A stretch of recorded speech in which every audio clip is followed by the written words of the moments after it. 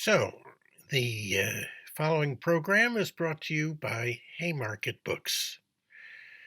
And at a time like this, radical ideas are obviously needed more than ever.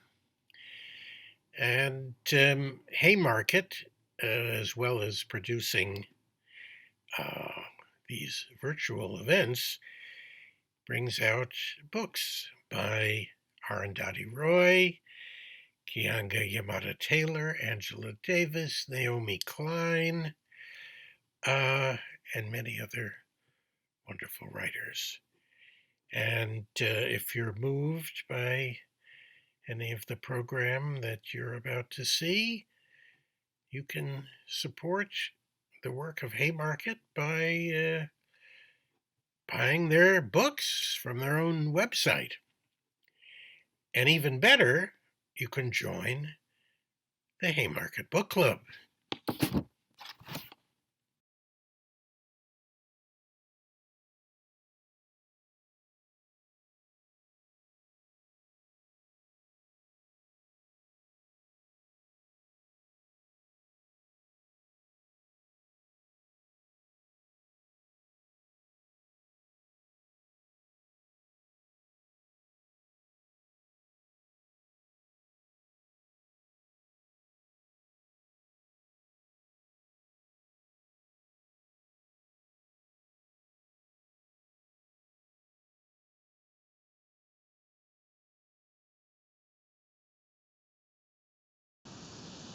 Hey everybody, welcome and thanks for joining us today in this conversation about Appalachia and the health of the nation. I'm Barbara Ellen Smith.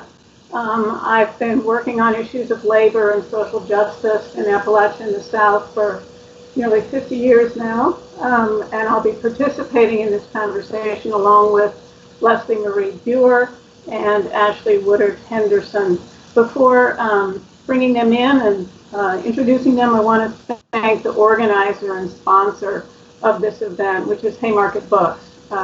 Haymarket has a really stunning lineup of radical thinkers and authors: Arundhati Roy, Naomi Klein, Keeanga-Yamahtta Taylor, Angela Davis, and many, many others. Check them out at haymarketbooks.org.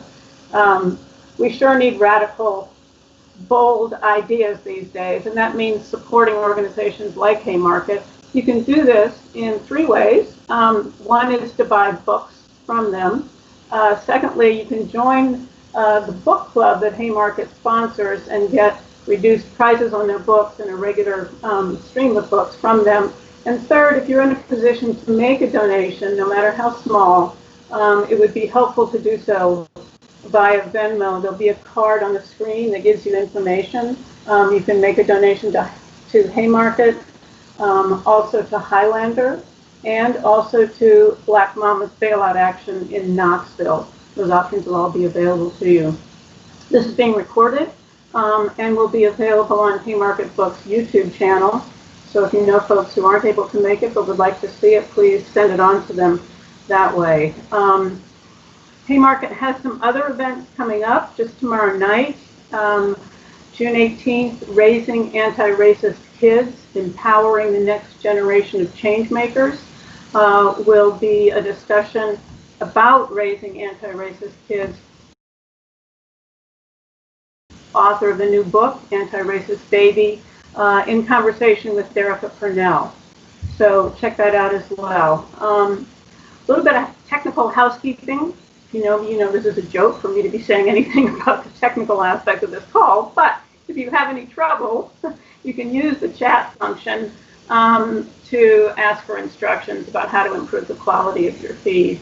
And if you get interrupted, you may have to navigate back to the Haymarket Books page and then rejoin us. So we should have some time for Q&A. At the end, we're going to try to save room for that, so feel free, please post questions on the YouTube stream, and those will be delivered to us. So now it's my pleasure to bring in Lesley-Marie Buer and Ash-Lee Woodard Henderson.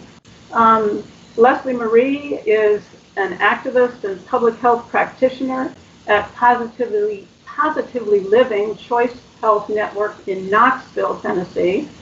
Her work on substance use and harm reduction has appeared in a number of magazines and journals, and she's the author of a recent book that Haymarket published, RX Appalachia, Stories of Treatment and Survival in Rural Kentucky.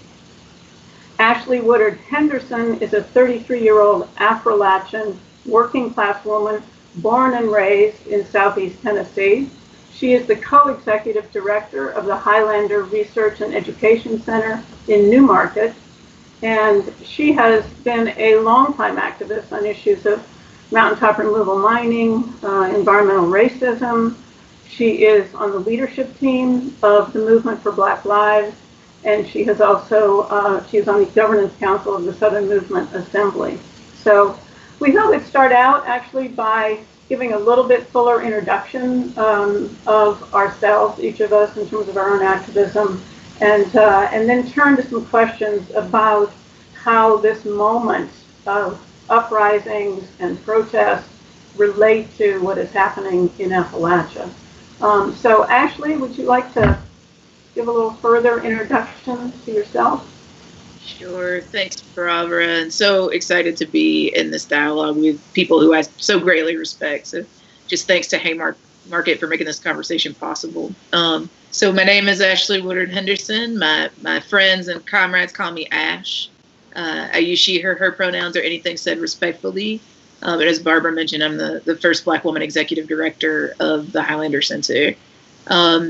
Yeah, and I'm a proud kid from like Chattanooga, Tennessee, that grew up, bouncing back and forth between the city of Chattanooga and a little unincorporated town in the country of Hamilton County called Summit, which is like, to me, an oasis. It was where I would go, where I didn't ever feel unsafe, where I could be outside, where my neighbors knew my name, where my grandparents made sure everybody had what they needed. And I didn't know I was poor until rich white people told me I was. It was a place where people took care of each other, where I never felt unsafe because of law enforcement. To be honest, I don't ever remember growing up in the county, like in rural East Tennessee, and seeing law enforcement every day.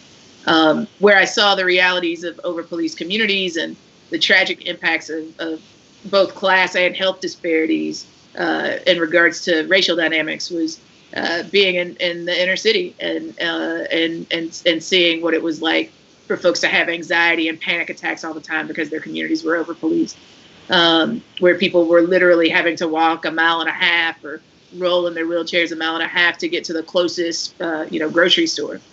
When at my grandparents' house, I could just walk outside and pick something off a vine, right? When I learned about those sort of disparities was growing up with a mother who was a member of the Black Panther Party and joined in Appalachia, and a father who was a part of the Black Arts Movement and Black Communications Movement, who lost his job as they were finding out that they were pregnant with me in 1983, after police officers and named Wadey Settles in Chattanooga, Tennessee. And so, I think that how I come to this work is honest and humble, and because it's the way that I give back to the community that made me who I am, a community of working class, regular people who were preachers and Baptists and AMEs and crackheads and junkies and drunks and some of the best human beings that I've ever known.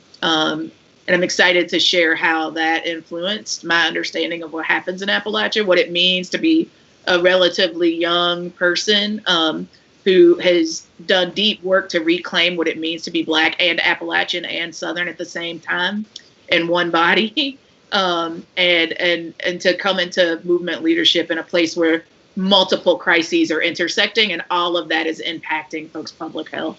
So yeah, that's who I am. I'm excited to be on this call with y'all. Lesley-Marie? Hi, I'm Lesley-Marie Buer.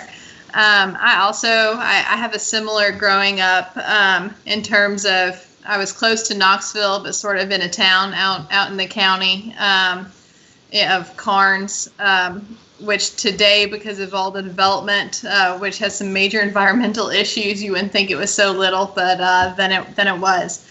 And so my family's been in East Tennessee a long time. And so for me, it was sort of growing up, coming to terms with what it meant to be white in Appalachian, which a lot of reckoning comes with that, and a lot of soul searching of what that actually means, and how we can move forward as going through that. And so growing up here, we actually did get pretty hard hit by pills when I was in high school, and I saw that happening very quickly with my friends. And so that entered my friend group, and we've definitely lost people in different ways. And then also with, it hits every family here. And I think that's sort of a cliche, but I think it can also be really true. And so that's what got me into thinking about issues of substance use. And so I was thankful that I went out to Denver, Colorado, and got involved in some harm reduction work out there. I didn't know what harm reduction was when I was going to school in South Carolina and growing up in Tennessee, but learned about it there, and I really wanted to come home, and that meant coming actually to Eastern Kentucky to do work around. I really wanted to understand how people were reacting to OxyContin and to other pills, and so I was interested in treatment programs and how those were working, and they weren't working at all, really, because of how they were being offered. And I kind of came back to my harm reduction roots, and so in Knoxville right now, I work for Choice Health Network Harm Reduction. We have the first and one of the only syringe service programs in East Tennessee. And so what that means is, we really try to meet people where they're at for people who are using drugs, and try to just help support them in the mutual aid that they've already been providing each other for a long time. And so that means getting people naloxone, which reverses overdose, getting people syringes, getting people works so that they can use in ways that are safer. And we also try to think through how local policies, state and national policies, place people who we work with at risk, and how we can try to mitigate that, or at least show how these policies are placing people who are already vulnerable in really risky situations. And so with COVID, we have seen some changes. One, look, police violence is a constant thing for people who use drugs, especially if people are unsheltered. It's every day, and that hasn't changed. One thing that has really changed, another force in people's lives, is not just police, but also, we call it in Tennessee, DCS, so Department of Child Services.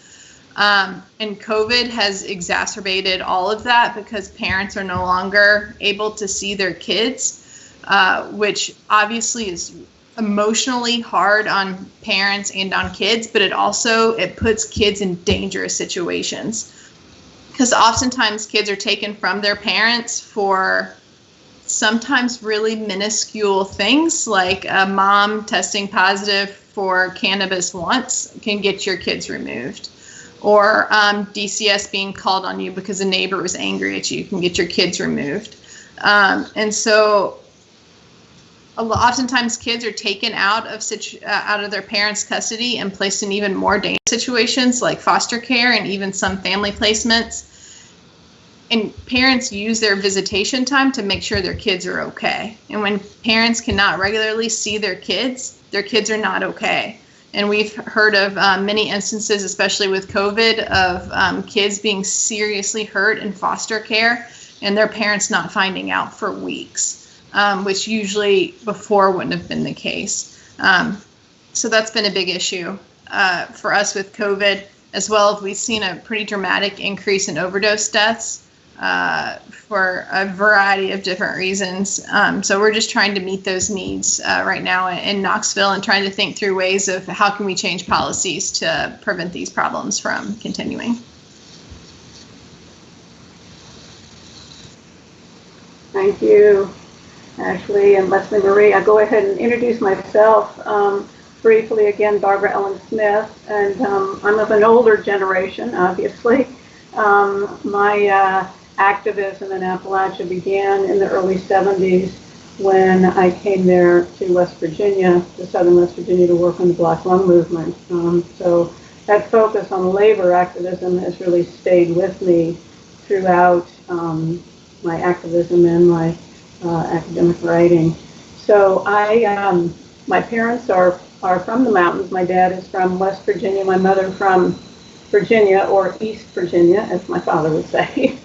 And we used to come, back every summer. I would come to the mountains in the back seat of the family car. But when I came to work for the Black Lung movement, that was the first time I had really come on my own and claimed it for myself. That is, claimed living there for myself. So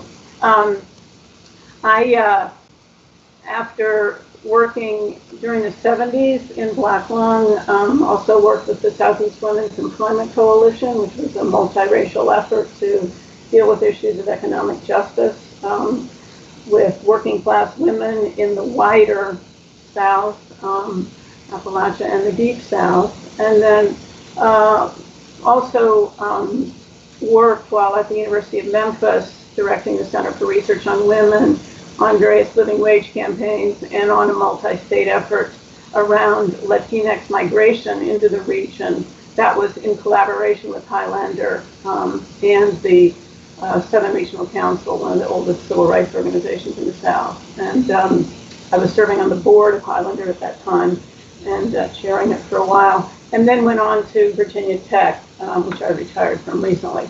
But I want to return to the issue of Black Lung because I decided recently to update and revise a book that I had written many years ago on the Black Lung movement, and it will be coming out with Haymarket in the fall. I did so not only because, as people may know, there has been a wicked resurgence of the disease, but also because the explanations that are on offer for why that is occurring seemed so inadequate. The technical explanation is that it's the changing content of dust with increased silica, and then the more, you could say, political or liberal explanation is that it's a failure of government regulation. But, excessive dust inhalation is not inevitable, right? And failed government regulation has actually been true of the dust program since its inception in 1970. So neither of those is adequate, and neither addresses what I think is one of the fundamental issues, which is the protracted, violent, and ultimately successful effort to destroy the United Mine Workers in Appalachia. And so the book deals with the occupational health issues related to Black Lung, the production of disease in the workplace, but it also ties that to the relations of power that have altered so dramatically with the terrible weakening of the union. So anyway, that's a bit about where each of us is coming from as we approach this moment. What we thought we'd do is to, I'm going to pose a few questions, and we'll kind of do a round table, round robin, whatever, each of us answering them and building on one another. And then, as I mentioned before, you will have an opportunity to pose your own questions to us. So be thinking of that as we move through this conversation. So first question, let's talk about the relationships that we see between police violence against Black women and men, trans people, people of color more generally, and the health issues that we are facing here in Appalachia. Ash-Lee, do you want to start us off? Sure. I mean, again, as a person who was born in Appalachia at a moment where people in my home community were taking it to the streets because police had murdered a Black veteran who was asleep in his car, right? Not too dissimilar to the story that we're hearing out of Atlanta this week, right? That got people even more engaged in protests and uprising. That was in 1983, right? I was born in 1985 when folks were taken to the streets in response to the murder of Wadey Soto. So I think the first thing that comes to mind when I hear your question, Barbara, is like, this is not a new issue, right? Like, this is an issue that has been true in our region, within a region, where the first abolitionist newspaper was written, right? Like, it was in Central Appalachia, in Jonesboro, Tennessee, where folks were like, nope, we know that this enslavement of African descended people is not right, and we need to stop it, and we need to create propaganda and have cultural interventions and actually like rise up to say that enough is enough. Fast forward to electoral justice movements of Reconstruction, where Black people were getting elected all over our region, and then here comes Jim Crow, right? And then we saw the Freedom Rides, which also did come through Appalachia, right? An underground railroad didn't just stop, into the 50s and 60s. There were people that were literally using, a path to the south and a path to the north through Appalachia, through our sacred mountains, to fight for the liberation of Black people in this country. And so, here comes little Ash-Lee in the 80s. And fast forward to 2012, we saw incredible movement after Trayvon Martin was murdered in the deep Black Belt South. And folks in Appalachia responding and saying, like, well, what about the ones here? Like, what about the ones here? How about those of us that have been impacted by police violence, which in no small way is a public health crisis, right? If every 28 hours a Black person in this country is being murdered by a law enforcement officer, whether appointed by the state or self-appointed, right, to enforce laws, right? George Zimmerman said he was keeping his community lawfully safe, right? Then that is actually a crisis. That is a pandemic of sorts, right? If people are not living long lives in their fullest humanity and dignity because their lives are being cut short by something that is not of their own control, right? So I think that when I think about what's happening in Appalachia and the connections, it's, well, one, police brutality happens here, right? It happens where we live. There are certain communities where law enforcement, people are engaging with law enforcement on the regular, and there are some communities, because of the color of their skin and their class background, that are not. That is not the kind of world that I want to raise my children in, right? So I think that where we're seeing uprisings is not just the big cities in New York and in LA and in Oakland. We're seeing that. And not just in the big cities of the South, like Charlotte and Atlanta and Florida. We also have seen places like Charleston, West Virginia turn up. We've seen places like Johnson City, Tennessee turn up. Knoxville has a Black Mama's Day bailout, right? Like we are seeing our people uprise in Appalachia, and in no small part because it's a remembering of our radical legacies of resistance, right? Barbara spoke to a lot of organizations that taught us how to fight, right? Who've been down this road before. And I think a lot of the work of organizations like the Stay Together Appalachian Youth Project and the continued work of Highlander is to remember those radical legacies of tradition and actually implement them in 21st century ways to win social justice for us all. And then the last thing that I'll say is, and I spoke to it in my intro, is that I think what we're seeing is intersecting crises, right? So you heard like Lesley-Marie talk about what it means to be an unsheltered person, a person with addiction, and then a COVID-19 happens, right? So you were already facing the crisis of capitalism, right? What it means to be exploited for your labor or not even offered an opportunity to earn resources because of who you are and what your living conditions are like, right? And so we have one crisis of the economy, right? Then we have another crisis that impacts their physical health with COVID-19. That's not to mention that there are very minuscule resources going to mental health services or to treat addictions for folks that want to, right? That we're not investing in those things. And then there's like the crisis of white supremacy and anti-Blackness, xenophobia, transphobia, homophobia, all of these things that are intersecting crises in so many people's lives in Appalachia, right? But if you look at the municipal budgets of these cities, towns, these counties, right, these local municipalities, I would bet that the vast majority of them are giving 50% or more of their budgets to policing. Right? They're giving more money to buying bullets and militarized equipment for law enforcement than they're investing in like any sort of human services, right? What would happen if we lived in an Appalachia where every single Appalachian governor had expanded Medicaid before COVID-19? And what would have happened even if they hadn't, if they were even taking like a tenth, like let's start with the easy, a tenth of policing budgets and investing that into community health, into education, into supportive services for our people, right? And I think that like we cannot talk about the fact that we don't get invested in and not talk about the issue and the crisis of overcompensating police budgets in our region. I think we know that it's a crisis, and I think that we know that those same law enforcement agencies have been used to stifle political uprisings that have made Appalachia the incredible place that it is today. Right? You can't talk about Blair Mountain and not talk about law enforcement.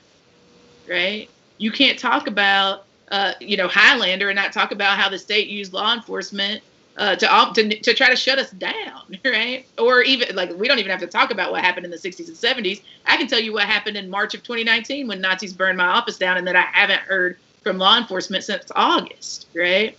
So I think there's so many ways in which the social movements that have been built by grassroots folks in Appalachia have not only been directly impacted because we're individually humans in community with each other and that have families that are impacted by all of these sort of intersecting crises that you've heard me and Barbara and Lesley-Marie talk about already tonight, but also because they are contemporarily issues where these intersecting crises mean dollars and cents aren't going to very real needs that our communities have, that we're not only directly impacted as individuals by, but also that our organizational efforts are being impacted by. So I think it's really, really critical to be paying attention to what these crises are, how they're intersecting, and not fall short on false dichotomies about like, well, if we just end one of them, then we'll deal with the other ones, right? Like I think a significant problem in Appalachia has been like, if we just end mountaintop removal, then we'll deal with that racism stuff.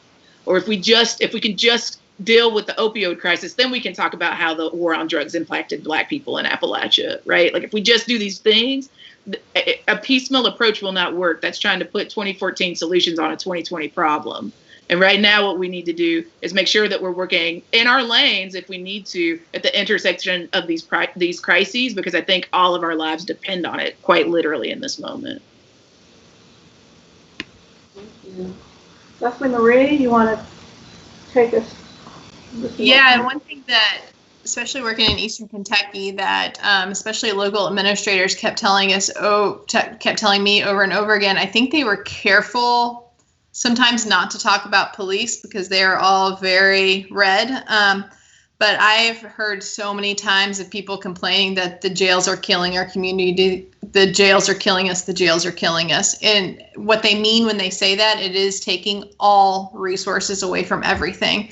I mean, they're cutting all extracurricular activities. They're firing teachers at schools. They have to get rid of everything because the jails are eating up their entire budgets.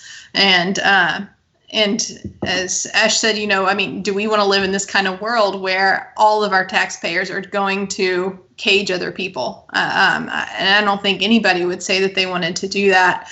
And I think this speaks to also certain bodies are seen to be able to be exploited and certain bodies are not.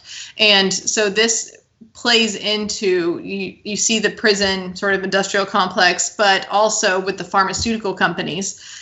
They are all exploiting similar bodies, or coal companies. It's what bodies can be exploited and what bodies cannot be exploited. And I think that really ties together a lot of the different issues happening. It's because who is expendable and who is not.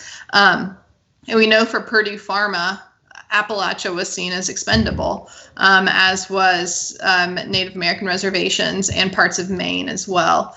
And I think also, as we're seeing these grassroots movements moving up against different things, it's also because the police state has expanded through not just the police, right? All social services are now so extremely punitive.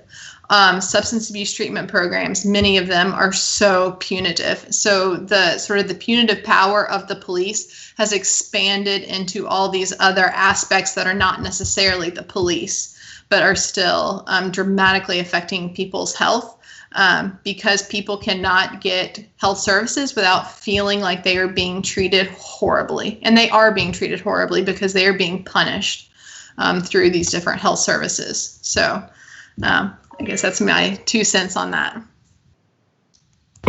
Great, thank you.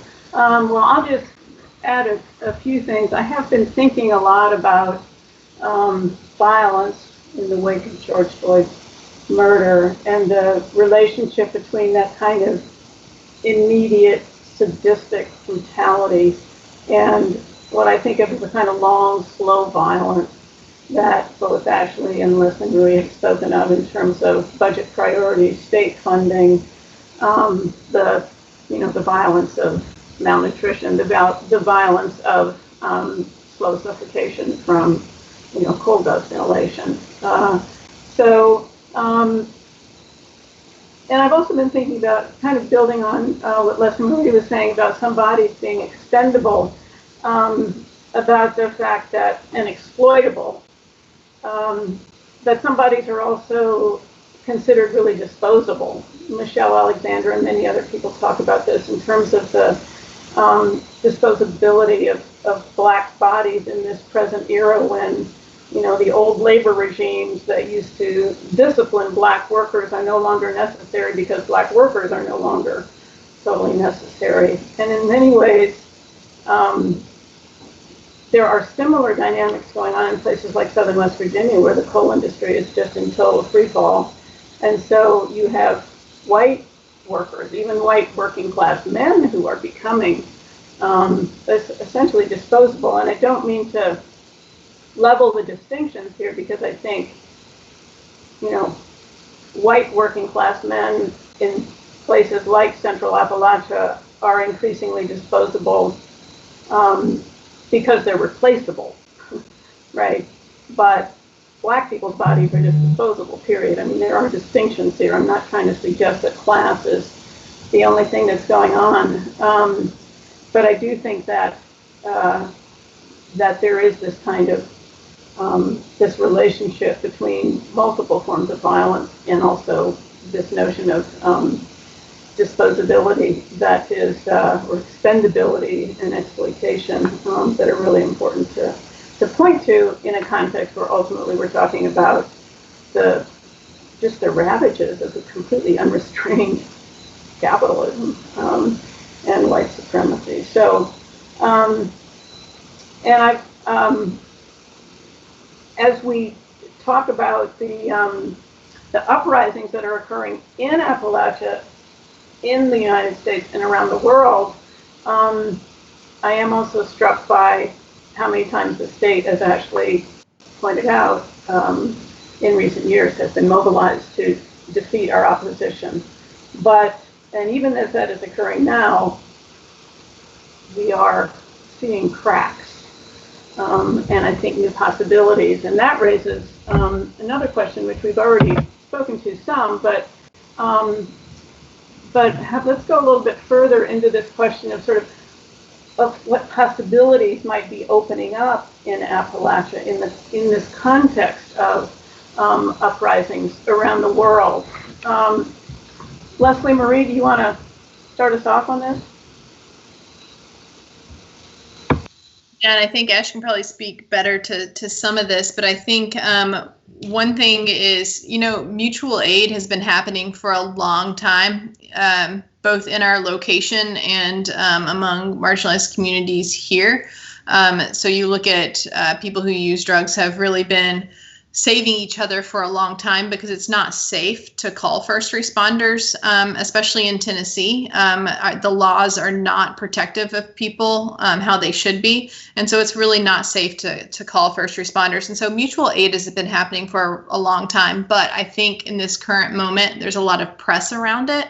And I think there's an ability to build on that and to show how important mutual aid is, how long it's been working so well. And so how are ways that we can defund the police in order to support mutual aid that is happening. And so I think this can be a useful moment to work around both of those things. How do you defund one in order to support the other that has been doing a much better job for a lot longer? Amen to that. I don't know if I could have said that better because I think that's exactly it. Yeah, I mean, I feel, as much as I feel enraged, like viscerally, perpetually pissed off, and infinite amounts of grief, that the true cost of what it took to get to this moment of such possibility required so much Black death, like an infinite amount, like generations of Black bodies, to get to the point where we can get like a handful more white people to say Black Lives Matter and believe it, right? Or get to this place of being able to talk about what defunding the police might look like. The cost was too damn high.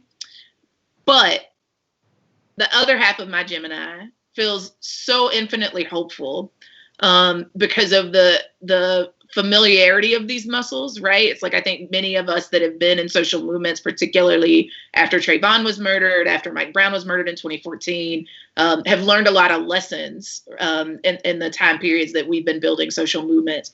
And I think we're seeing the benefit of those lessons in this moment.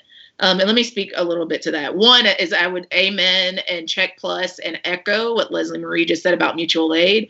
It is like, mutual aid as a practice is as old as Appalachia, right? Like, our people been doing that work for forever. You know, if we had extra tomatoes and you had an extra hog, then we just switched that shit out and we all got food to eat, right? If, my kid needed a ride, and I had to work, my neighbor made it happen. Like, all of that is literally, when we say mutual aid, we're not just talking about like, charity, right? We're talking about the ways that communities show up and show out for each other because we know each other and we've discussed what our needs are. And so, it's been interesting, especially since the rise of COVID-19, how many people have like opportunistically co-opted the terminology of mutual aid, but not the history, the radical legacy of resistance, but as mutual aid is actually a form of direct action, right? And the real political principles that undergird it. And I've seen people, particularly in Knoxville, but across the region, really, really leaning into being like, nope, like, we're going to start from a place of talking about the history and principles. We're going to talk about how to do it. We're going to do it for a few weeks. We're going to sum up what we're learning. We're going to flex it to make it even more useful for people on the ground. And to be honest, especially in relationship to the last question, it's been fascinating to see the police response to people who are doing mutual aid with the people who most desperately need it. Like, my colleagues and comrades have been followed by police, have been arrested for giving homeless people peanut butter and jelly sandwiches. Like, it is literally that kind of police response, when that's supposed to be that's supposed to be, and I'm using that really lightly, the folks that are offering public safety, right? So why does that matter to a question about possibilities? Well, to me, there's a possibility of reimagining what public safety looks like then in this moment, right? Like, what would it look like if I have a neighbor that's sleeping on a park bench, or, that's asking for money on the corner? What would happen if there was a number that I could call that could get them social services to see if they've got what they need to keep them off the streets, right? What if, in a situation of domestic violence, which we also know is rampant in our region, there was a number that I could call if I needed to get out that could give me the resources to be able to do so and to keep me and my family safe, right? What would happen if there was some other sort of violent intervention that we could actually preempt before calling cops with guns to lock up people in cages for the rest of their lives, knowing that does not rehabilitate anyone, right? So I think there's a possibility of actually coming together and being like, what are the harms that are happening in our community to our people? And how do we define like other ways beyond policing to keep people safe? Because I'd imagine that if I asked you to close your eyes for just a second and to think really quickly about a time in your life where you felt safe, I would bet that one of two things would happen. Maybe you'd be like, I don't know, I've never really felt safe, right? Because you're Black, or you're working class, or you're queer, you're trans, or gender nonconforming. Or you grew up cash poor and you were always trying to figure out how to make a dollar out of 15 cents, right? That might be real. But I bet if I pushed you, at least you might be able to get to the second thing, where you envision yourself with your friends or your family or your faith community. Or maybe you saw yourself out in nature, or any number of things. But if I asked you if you saw police in jails and prisons and detention centers, I bet you didn't, right? So I bet that if I actually took the time to learn with you and to learn from you about what makes you feel safe, I bet we could get to really doable solutions that are not just utopian and idealistic, that could actually get us beyond policing. So I feel certain that our communities could defund the police in my lifetime. I feel there's a huge possibility around that. I also think that there's a possibility of actually meaning what we say when we say that there's a role for everybody, right? Especially in a moment like this moment that we're finding ourselves in with COVID-19, where it's not literally physically safe for people to just go out and be in all the marches and be at all the protests, right? But that there are really concrete multi-tactical interventions that could be made where folks could be calling legislators and saying, defund the police, where they could be signing petitions. And that actually means something in this moment, where they could be doing other virtual things or having the uncomfortable conversations with their family members about race, right? Like all of these things could be happening right now and actually making the impossible possible.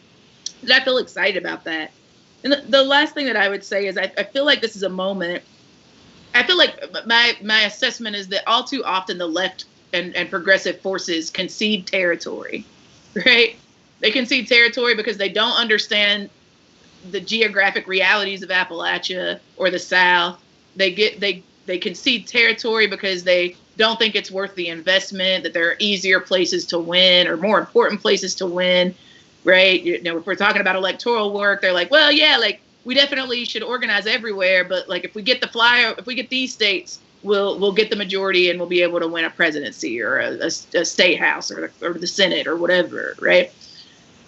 Faith communities get conceded, right? Like all of these things. And I want to raise it because when we concede territory, what inevitably happens is there's a vacuum. And if we believe that in moments like these, that vacuum will remain unfilled, we are grossly mistaken.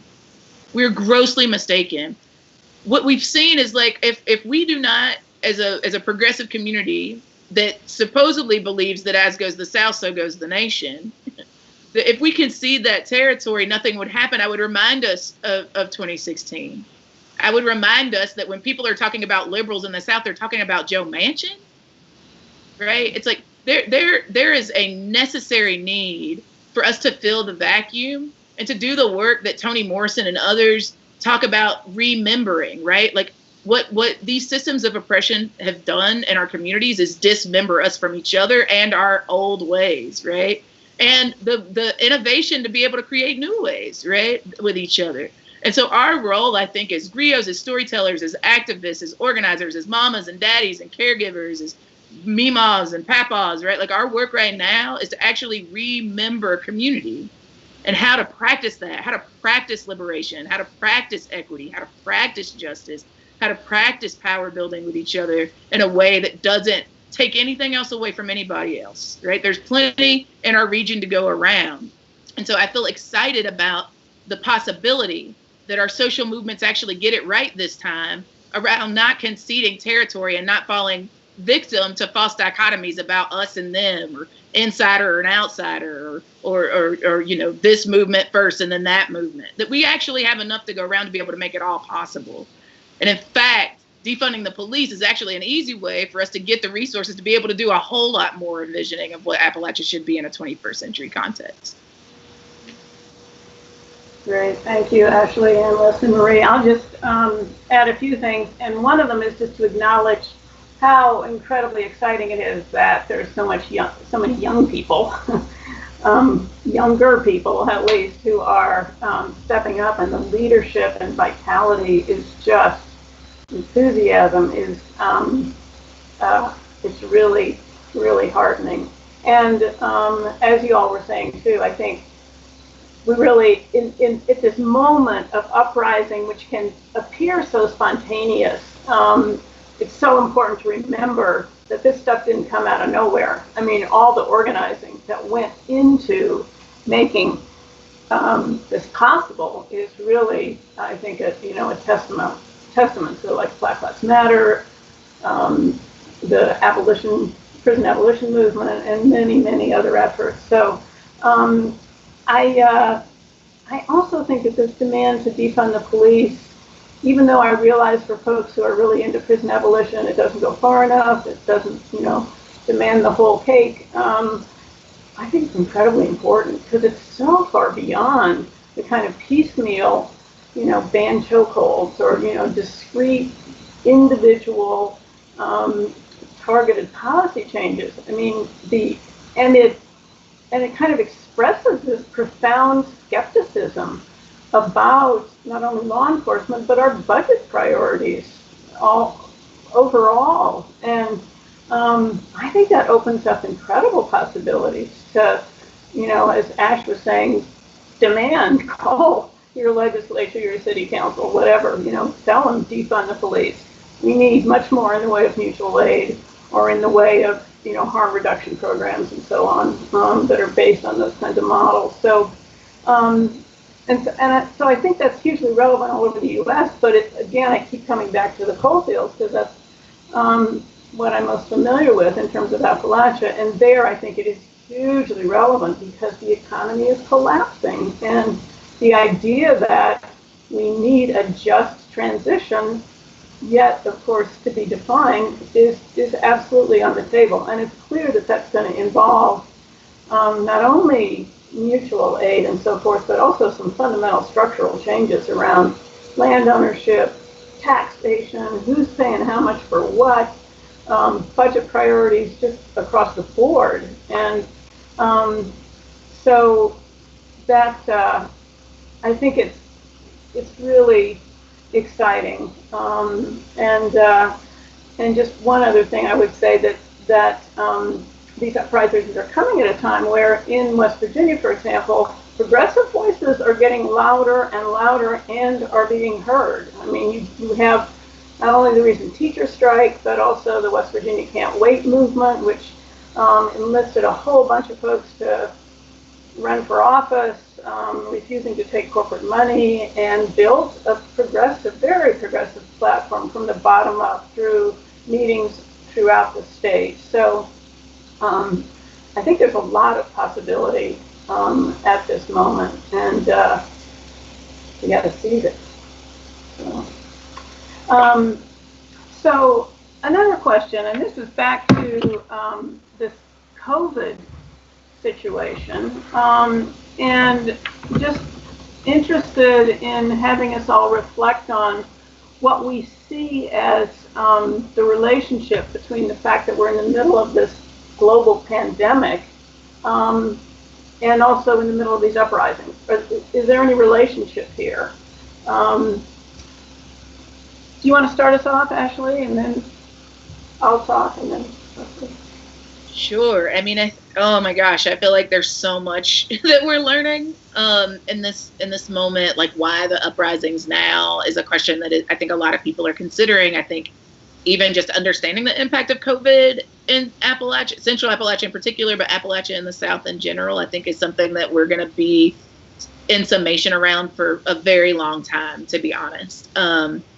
And I think that for a lot of reasons. One is because our public health infrastructure was being demolished and dismantled with everything the right could give it, for like a very long time. So by the time COVID hit, we were already in trouble, right? And if I say the broad we, you can imagine that I mean that in much more disproportionate impact when I'm talking about Black, rural, Central Appalachians or Southerners in general, right? So I'll be universal, but I'm gonna always zoom into what I know, and that's what it is to be Black, rural, and Southern.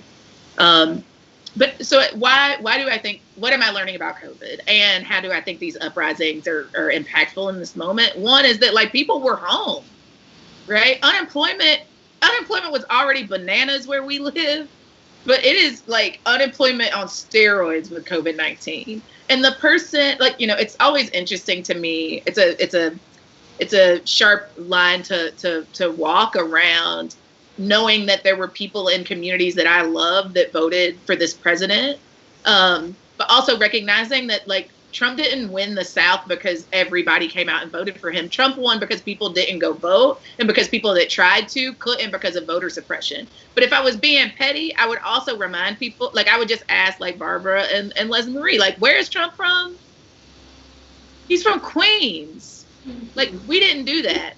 But he did promise our people a whole lot of things that were never, ever, ever going to happen. He promised that he was going to bring the coal industry back and that the economy in Appalachia would boom. And he lied.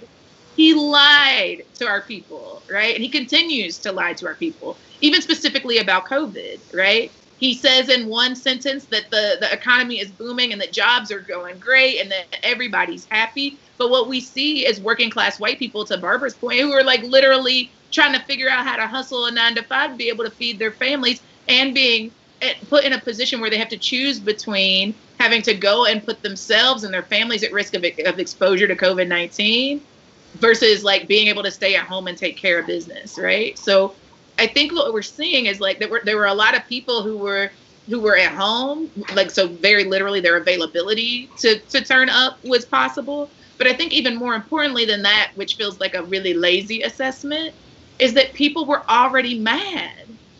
I think more poor working class white people, particularly rural white people, were like, oh, wait, this white supremacy card doesn't get me out if there's a global pandemic, right?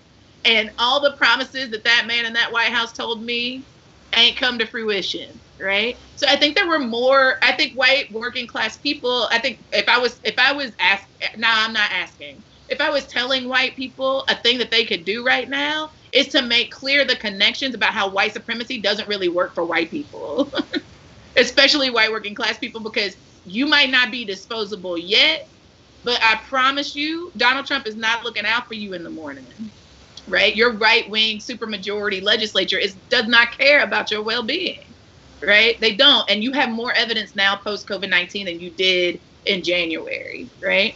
So I think that's one thing. I think the other thing that I would say is that, like, what we're seeing with COVID is, let's talk about the timeline, right? So people started paying attention to, even though we've been talking about COVID-19 since like December, right?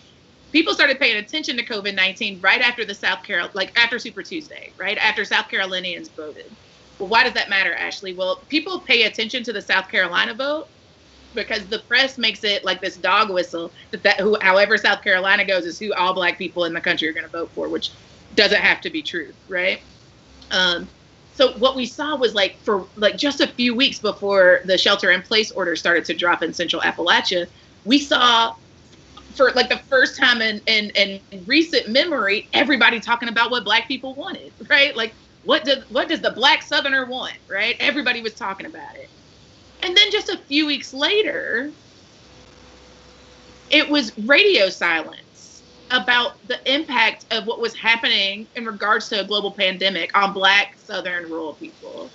It dissipated. Then the center of it, and I don't think it has to be an oppression Olympics, but I do think that it's important to remember that we went from talking about what the issues were that were important to Black Southerners, and at the top of those lists were racism and policing, was healthcare, right? Was like making sure that folks had living wages, right? We went from that to being the focus of that national conversation and shifting what was possible in regards to who was going to be the next president of the United States to being totally abandoned and in most cases mocked to the issues that impact us front and center in the national debate. So I raise it because what we know is now that we didn't necessarily know statistically speaking, like quantitatively speaking, is that Black folks, the majority of Black people live in the South, y'all. So like Appalachia is not synonymous with whiteness. We out here, hi. And we know that the impact on our families and communities has been disproportionate to white people. We know that women in particular, the impact has been disproportionate than others, not only in regards to getting the illness or surviving the illness, but also in terms of what it means to be caregivers in this moment, right? What we've seen is that at least one, probably two of the biggest outbreaks in the carceral system have been in Appalachia, and definitely have been in the South, right? In Tennessee in particular. So I think what we're learning, what we know to be true is that we had elected officials who made intentional decisions to not expand Medicaid for all of us, right? And they did that knowing that many people had been saying that because of climate change, pandemics were going to be a new reality, right? And so we're seeing the impact of the disinvestment in our communities. And I know It's like beating a dead horse, but I'm just going to keep saying it. Like, if budgets are moral documents, you get what you pay for. And what we didn't pay for was making sure our people could be taken care of in a moment like this. So why uprisings? Because people have said enough. They've said enough. If 100,000 people in the United States are dead, more than that now, are dead because of COVID-19, you can imagine that there's a significant number of them in our communities. There are family members. And I think people were upset about that. I also think that another reason, the last reason that I'll say, and I think that some of it is messed up, right? Is that like you were home to watch the video of 4 men murder a Black man on camera and nothing happened. Like, there was no argument that this country has made a decision that some people are above the law and some people aren't, right? I want to put a pin there, though, because I think what really matters is that while folks in Appalachia are talking about George Floyd, which we absolutely should, that Black man should not be dead over a $20 check, right? What people aren't talking about is that Breonna Taylor is also dead, and the people that were involved, like, her family doesn't even know what happened, right? No one is, and I think like patriarchy has to be named, right? I think even on top of that, we have to talk about Tony McCabe being murdered in Tallahassee, a Black trans man, right?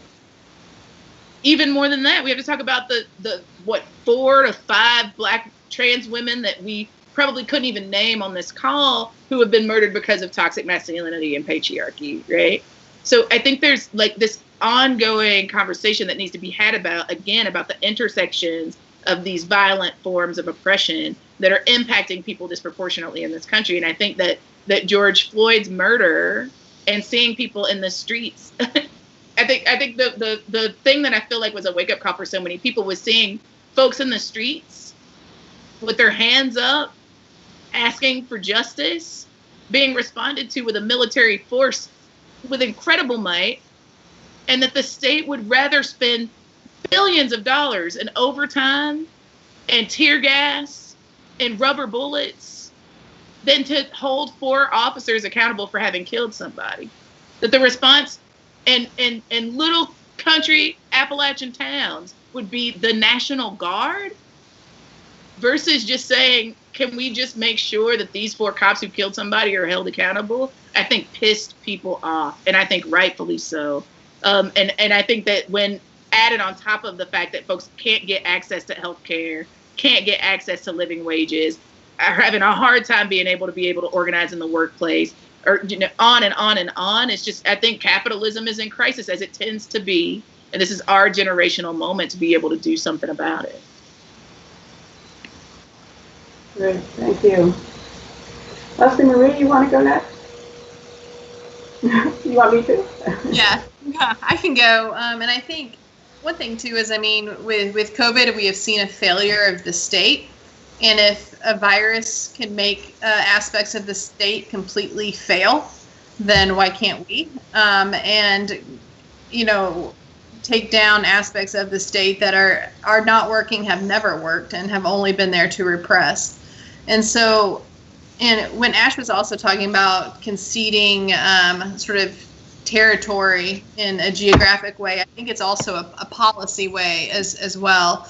And when you're thinking about all these issues together, and I mean, what Joe Biden is pushing right now is reform, reform, reform, and also throwing more money at police departments, which is absolutely outrageous. And so, and I think sometimes when people think about Appalachia, they don't understand that all of these reforms have happened here too. It's not just in northern urban places where they've happened here too, and they don't work at all.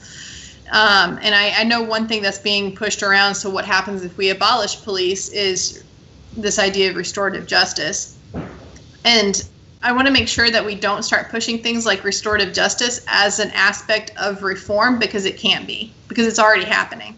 Restorative justice has already been put into our drug court system, and our recovery court system is what's called in Tennessee, and it absolutely does not work. It becomes a way to further blame, especially people who use drugs, and to levy more and more court fees on people who cannot pay those fees, which actually just turns our prison system into a poorhouse, to where people are being picked up constantly because they can't pay court fees, not because of anything else. And so the reforms that we're talking about, whether it's mutual aid or restorative justice, I think by definition cannot work unless the police are defunded and abolished, and unless our legal system overall is completely shifted. Because if you take these things that we're talking about, like restorative justice and mutual aid, and try to cram them into this black hole of our current legal system, they lose all of their light, they lose all of their possibility, and they turn into just another way to surveil people on the margins and to try to eke more and more cash out of them or labor. So I think that's just sort of, as we talk about conceding ground, it's about not conceding territory and not conceding policy, because it just doesn't work. And we've been doing it for a long time, even in places like rural Appalachia, and it still doesn't work. Thank you. Yeah. So I've been thinking a lot about the fact that so many white folks have been showing up in these demonstrations and protests, and why that is. And I guess a number of things come to mind, and one of them is the way that the Sanders campaign and the Warren campaign, I mean, sort of the most progressive to radical national efforts just, got cut off at the knees. And there's a lot of frustration out there, I think, over those developments.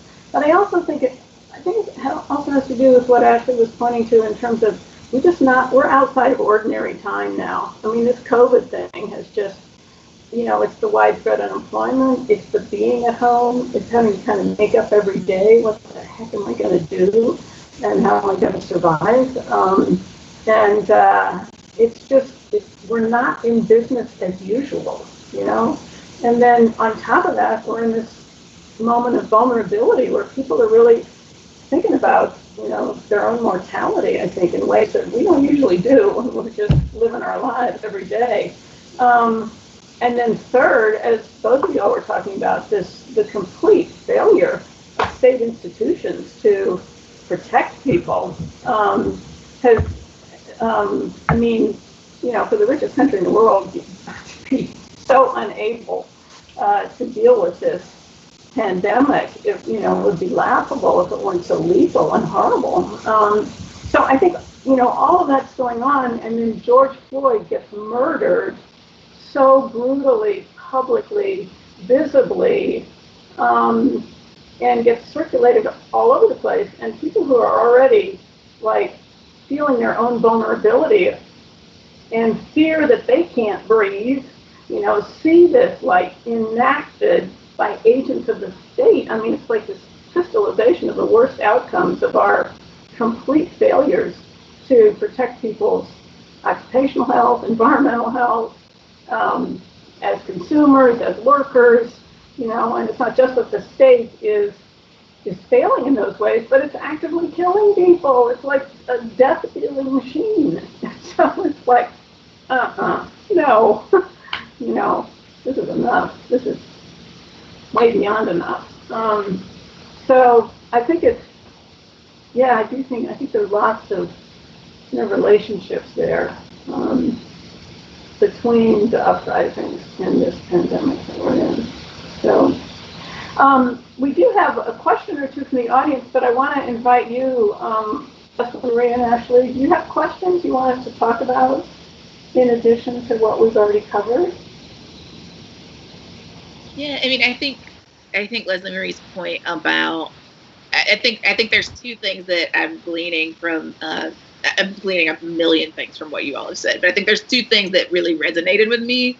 One is Barbara, when you were saying just transition yet to be defined, and then Lesley-Marie, when you were talking about how the state and the carceral injustice system has co-opted the language of restorative justice, totally take it again, like they did with mutual aid, taking it out of context, away from its history, away from its principles, and made it punitive, which is literally the antithesis of restorative justice.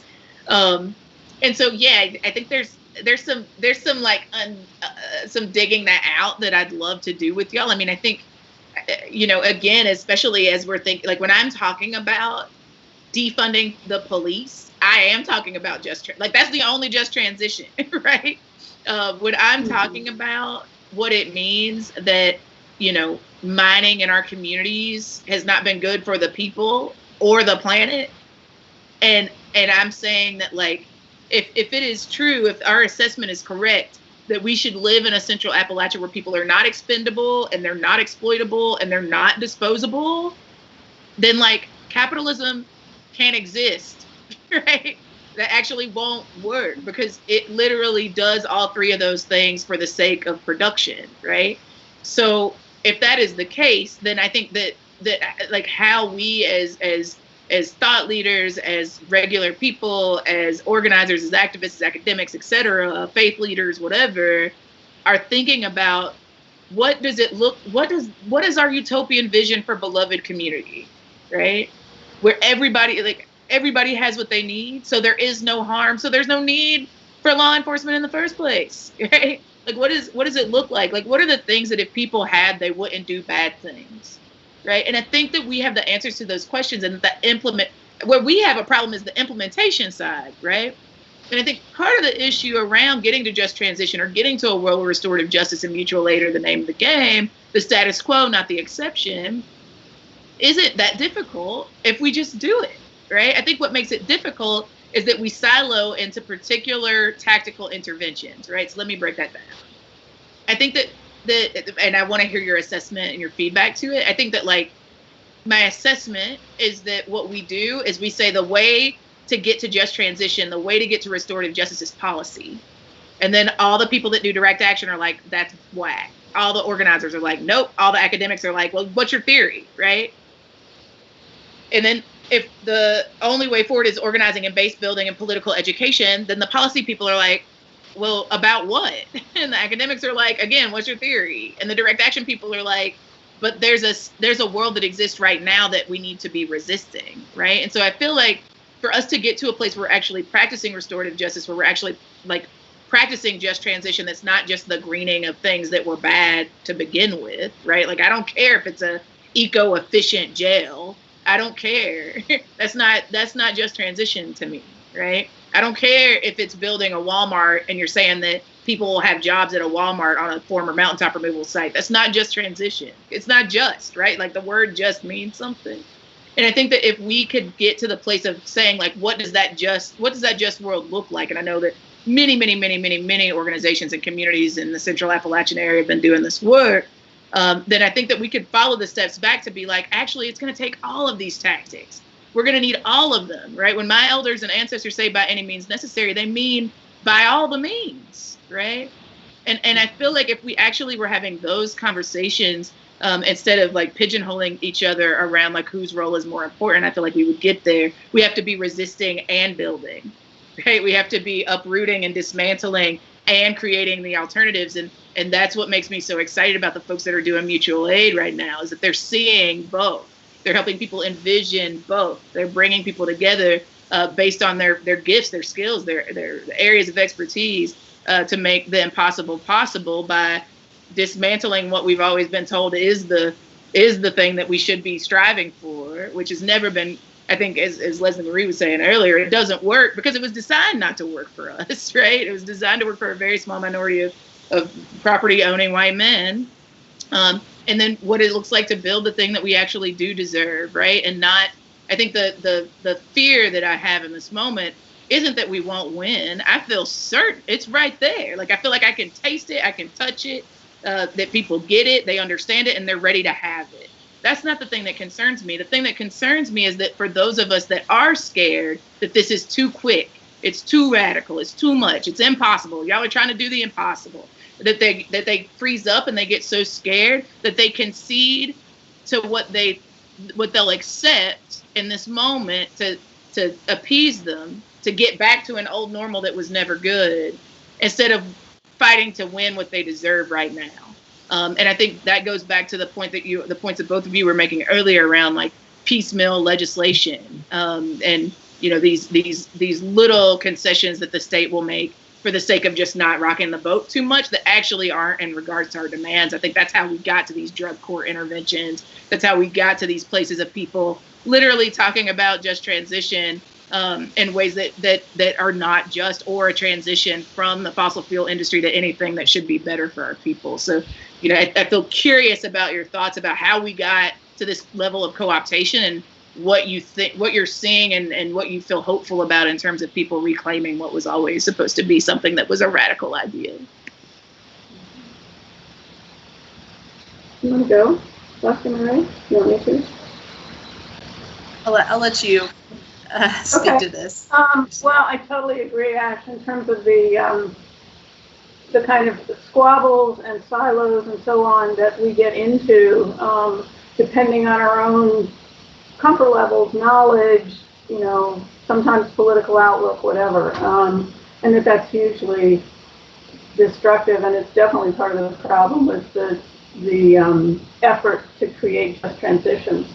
I also think, though, that there still is a need to do that visioning, to really flesh out what does that beloved community look like? Because I mean, that's in some ways why I defund the police, even though it's not even really in some ways a vision, but it's so like, I think it's so provocative for people who, you know, have just never considered that that's even a possibility. So I think part of our job in terms of opening up possibility is to really open up visions. I mean, you know, at the end of the day, it's our own fear and, you know, division and incapacity to pursue what we know together that is, in first instance, maybe not in the last, but in the first instance, what's holding us back.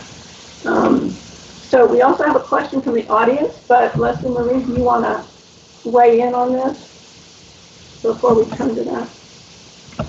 I think coming from being a direct service provider, like working in a community-based organization, I see how it becomes scary for folks in my position because you get used to a certain way of grant writing and things like this. And I think a lot of organizations allow the monies coming through to determine what they're going to do instead of visioning first and then finding ways to fund that vision. And so I think, you know, we've talked about prison system and police, but I think it's also talking about how nonprofits operate and this distinction between charity and mutual aid, and this way of how can organizations that are already doing pretty good work, how can they vision themselves in a way to where they're doing great work and actually making the society that they want to see and not just falling back on certain dollars that are coming from the state. And I think that's one thing that I really struggle with, but I'm trying to learn, we're trying to learn as we go to build an organization or build a way of working with the community that is working with the community and not just relying on these funding streams, just in terms of direct service. So yeah, any great models of that or any ways of moving forward would be deeply appreciative of learning how to do that and how to really vision and work towards that vision instead of us being told over and over again that we need to find ways to work with law enforcement, and I don't want to. Stop telling me to do that, you know?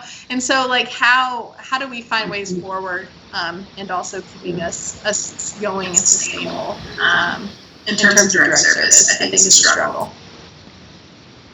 I think the point around how philanthropy and money dictates work is so important, because I also think that, like, when we think about the ebbs and flows of movement building in Appalachia, so often it's been dictated by philanthropy and resources that were coming from the state. I mean, it's just, you know, the war on poverty, right? Et cetera, et cetera. So I think that's a really important point. I want to name that, because I mean, I didn't know it until I was an executive director at Highlander. that, there is a small number, like probably the number of fingers on your hand or less, of people that control the vast amounts of wealth in this world, right? Literally in the world. And they have conversations with each other about what the priorities are in terms of resources, right? It sounds like a conspiracy theory, but literally, if you read the As Grows the South report, you can see like the dollars and cents of this, right? And they've decided that like 1% of their wealth should go to like charity, right? Like most of the rest of it goes to like space exploration or whatever their pet projects are in any given moment, right? But 1% of that wealth in the globe that they have goes to charity. Now I want you to take that 1% and make that for like all the money that they're going to give to all the do-gooder stuff, right? And I use do-gooder really broadly, right? And only 4% of that comes to the South, right? Only 4% of philanthropic dollars go to social justice oriented or like social good work in our region. Now, if only 4% of that little bitty slice goes to the South, you can imagine how much of that is going to direct services, especially direct services that are led and controlled and dictated by grassroots directly impacted communities, right? You can imagine how much of that comes to fighting social justice organizations that are actually pushing back against the state and dismembering and dismantling white supremacy and homophobia and transphobia and xenophobia, and all of the systemic oppression that is harming our people, right? Most of this money is going to like Red Cross and United Way. And I'm not saying those people don't do some good things sometimes, but what I am saying is that it ain't the same kind of work that Lesley-Marie and I are doing on the ground, right? So if that is the case, and then the folks that are, the way that they're funneling that money out is through foundations that are asking for deliverables that make no sense in a contemporary moment like this, then I think that there are some real conversations to be had. Because I just to be real, I think it's a priority at Highlander, right? I think there's a difference between philanthropic organizing and fundraising, right? And I think that some people are spending a whole lot of time fundraising for dollars in this moment. Then they're saying, hey, philanthropy, we need you to do this and get out of the way, right? Cut the check and get out of the way. Well, and I think that for those of us that have that level of privilege and access to be able to talk to rich white people in particular and tell them like, this is the impact of what happens when you dictate to us what our work is, right? Some things that I've heard from grassroots organizers and folks that I trust in philanthropy is like asking them the question of like, what grant report would you have required of Rosa Parks, right? What deliverables would you have encouraged Malcolm X to have so that you could talk to your board about his struggle for Black liberation, right? Like if they can't see that that's what they're doing in a contemporary sense, make them make sense of what they would have done in a historic moment similar in the past, right? I think the second thing that I would say, and then I'll shut up, is that like, what I also know is that the majority of the resources that are sustaining these uprisings and are supporting grassroots organizations that are on the ground doing mutual aid and so many other things is being supported by regular people like you and me, right? Like the majority of the donations that we got after the Nazi attack and after the uprising started and COVID-19 hit are from people giving like $15 here, $5 there, $10 over here, right? And so I feel curiosity around two things, because I don't believe in this false dichotomy that it has to be an either or.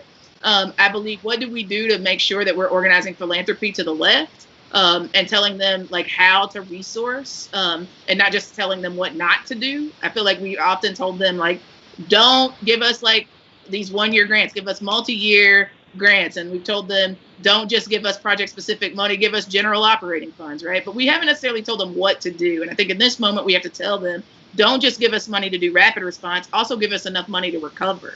We need to be having some serious conversations about reparations as well for past and ongoing harm, because they also didn't come by that money, right? And then the second thing that I think we need to be doing is also reminding working class people that like, we've always kept each other safe. That's the only place where I've ever felt safe was with other marginalized people, right? And that we don't have to be ashamed for sustaining our own stuff and caring for our own stuff. And I'm excited to be in community with people, particularly across this vast and growing mutual aid network to make sure that our people have what they need. And if folks, are looking for places to be having those conversations or want some wise counsel around it, Highlander is always available to you. Always, always, always available to you to talk about how to move this money. Great. Thinking of Highlander also reminds me of just one historical point on this, the Southeast Women's Employment Coalition, which arose in the 1980s, and there were a number of other very grassroots women's organizations that were arising at that time, many of them led by women of color, particularly in the deeper South, Georgia, Alabama, Mississippi, South Carolina, some in North Carolina too. They decided together, and this was, I think, one of the coalition's most important functions, that they were not going to be divided against one another through competition for funding. And so they went together to New York, which is where all the money comes from, right? Or so much of it that isn't, just the people supporting the work, went as a group. And they also, and I think this is part of what you're talking about, Ash, but, kind of took the reins to collectively start the conversation with funders about, this is what we need. If you really want to have an impact, this is what we need. So changing that power dynamic was really important, both among women and with those who were funding this work. That's right. We go further together, and I think if we didn't fall to the easy trap of getting into competition for the sake of philanthropy, I think we would win, right? And so I definitely love it when movements, social movements and folks in organizations come together to make the demand. I also think we ask for far too little. Quite frankly, I think it's like, not egregious to believe that we could do more with more resources, right? It's like, my comrades should not have to let a GoFundMe up to be able to get enough resources to feed homeless people, right? Unsheltered people. They should have enough resources that they could do that and make a living wage and have full healthcare benefits, right? And so, my 2 cents is that, like, we have been conditioned, especially in conversations with institutional philanthropy and major donors, to not ask for what we need, right? To be the humble Appalachian, like the conservative hillbilly that only ask for the bare minimum because we don't want to be too greedy, right? I feel like people talk about the ways that we compete against each other more than they talk about the ways that we try to make space for each other, because we don't believe that there's enough for all of us to have exactly what we need, right? And so I feel excited about us actually having I think it goes back to what we were talking about earlier around vision. It's like, when do we stop shortchanging our own vision and ask for what we deserve, not just what we concede to, right? It's like, I want Lesley-Marie's work to have a $10 million budget, and I think that's too small, right? It's like, what if we were making a concrete ask based on a concrete assessment of concrete conditions? And if what we know is that the people that we work with are disproportionately impacted by ongoing and historic generational disinvestment, then why are we asking for pennies? I'm not asking for, philanthropy to only give, a grassroots organization in one of our communities like $1,000, $5,000, $10,000 grants and expect them to then organize the South, right? Like, that's not fair. If we are the largest geographic region in the United States, and we are, if we are the place where the majority of Black people in this country live, and we are, then we should be getting resourced like they want us to win. And if they're doing anything less than that, that is not the fault of, like, not having infrastructure. We've got infrastructure in the South to be able to hold these sorts of resources and disperse them across the region, right? There's incredible organizations like Grant Makers for Southern Progress and funders for LGBTQ issues and Solidaire and Resource Generation and others who are incredibly committed to funding in the South, right? And so it's not that we didn't do what we needed to do, right? I will never blame our people for the reasons that philanthropy is not resourcing as they should. But I would say that I think that we need to be bolder and bigger and badder in our demand that those are our resources anyway and give them back to us so that we can actually build the kind of world where we are not dependent on these resources in the first place. Yeah, amen. So we are just about out of time. It's gone really quickly and been really rich. I just want to invite, we actually have covered a number of the questions that came from the audience, at least partially, some about leadership, some about philanthropy. There is one about the Democratic Party and how we deal with their partial and reformist approaches. Does anybody want to take that on before we sign off? You know, I'm on the policy table of the Movement for Black Lives. I'm on the leadership team, and I helped write the Vision for Black Lives policy platform. And I say that not to like pat myself on the shoulder, but I say that to acknowledge that like Appalachians made some of that shit happen. So when we talk about the Movement for Black Lives, we're not talking about something that's happening outside of Appalachia. It's actually being led by people all across the South and Appalachia as well. And some awesome coastal elite homies that I love a lot. But you know, it's a Southern movement too. And so I can, as Ash-Lee, talk about it. One thing that I would say is I would caution us to think that the Democrats are the only people giving us piecemeal reform, right? We know that the Republicans are also putting out their own bill, right? And that they're using a Black Republican to do it. And I mean, I'm sure people have seen Trump's executive order, which is a whole bunch of nothing on a piece of paper. So like it's both parties, and none of them have been as courageous as they need to be. What I would say is like I've read the Justice and Policing bill, and although I have extreme criticism, it's not because there's not some good things in it, right?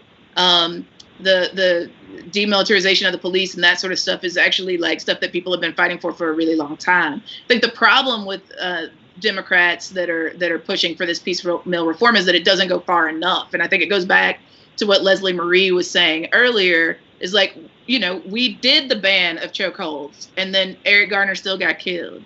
We did the no-knock warrants bans, and like Breonna Taylor is still dead. We did the body cams, and the cops turned them off, or they used them to surveil our communities and our movements. You know, we did the like warn that you're going to shoot before you like tell the people that you're going to shoot them before you shoot them, and guess what? They did, and then they shot them, and they got away with it, right? So like, again, it doesn't go far enough. And so the way I think we deal with it is multifold. One, I think we write our own bills, right? Like social movements should actually not be conceding, again, back to what me and Lesley-Marie were saying earlier, we shouldn't be conceding the territory of policy, right? We should use that as a tactical intervention. We should be introducing our own legislation. And for those of us, like if you like me, were like, man, I don't fool with that liberal shit. Like I don't do that policy stuff. That's cool. But like I remember a conversation with Larry Gibson, the keeper of the mountains, who was not only one of my comrades, but one of my dearest friends. And I remember he came up to me and he went, bang. And I was like, whoa, dude, like, what are you doing? And he was like, I shot you. Are you dead? I was like, yeah. And he was like, okay, so I killed you. I was like, yeah, you killed me. And he was like, all right, cool. And then he like pretended like he was writing something. And he was like, this is a piece of policy. And I was like, okay, cool. And he was like, I passed it. And I was like, okay, cool. And he was like, but it's got some stuff in there that's going to kill you. I was like, what? He was like, yeah, man, like, you know, supporting mountaintop removal, for example. And he was like, it's not going to kill you as quick as this gunshot, but, you know, that black lung surely will get you, or, you know, the poison in the air and the water in your neighborhood is going to, you know, that's coming down in your holler is going to make you sick, and it's going to kill you slowly because you'll get cancer or some other thing, and, you know, that'll mess you up. So that even though I didn't put the gun to your head, I passed the policy. Was I still involved in your death? And I'm like, yeah, man. And he's like, well, then murder is murder is murder, right? And so I think that we need to be real that, like, when we aren't in control of the policy that's being passed, then we are inevitably going to be impacted by the failure of it, right? We're going to be impacted by the failure of it. And so I think we have a responsibility to take some leadership in putting forward progressive policy. And if the Dems don't get on, then they don't get on, right? But we actually need to be setting the tenor. And I feel like, going back to what Barbara said earlier, it's why the demand around defund is so important, right? And so we can say that like anything less than this is not what we are saying, right? If it puts one more penny into policing, then it is not what we want. And you cannot call that reform, right? And then for those of us that I think, you know, approach this work from a position of faith, what I would also say is that there is nothing liberatory. There's nothing connected to liberation theology in regards to reform, right? Like that's not how you get there. Reforming is not how you get there. And there's some things that you just can't reform. And I think that if we were actually thinking with our, you know, our historic materialist like lens on, what we would know is that there have been the one institution in this country that has changed very, very, very little is policing, right? It started as folks with silver star badges literally chasing after Black people and dragging them back to plantations. And it's very, very, very similar today, right? And so if in literally hundreds of years worth of attempt at reform has failed, then the argument to defund actually doesn't become that radical, right? It becomes a very, very clearly articulated necessity. And so, yeah, I mean, I think to the question of like, what do we do about piecemeal reform? I think we say that it doesn't go far enough. We call the legislators that wrote it. We call the legislators that are supporting it. And we say it doesn't go far enough. We tell them what we actually want, and we demand that they incorporate it. We demand that they not give more money to police. We demand that they hold police accountable and states and municipal governments accountable to police misconduct. And I think we write our own bills. Again, we resist and we tear down and we do the political education work. We do all that. And we also build the alternative. So I'm excited about folks that are in conversations about putting forward bills that actually resonate with the vision for Black lives, actually resonate with the work that's been coming out of local communities. And I'm looking forward to being someone that lobbies on their behalf as an individually concerned citizen.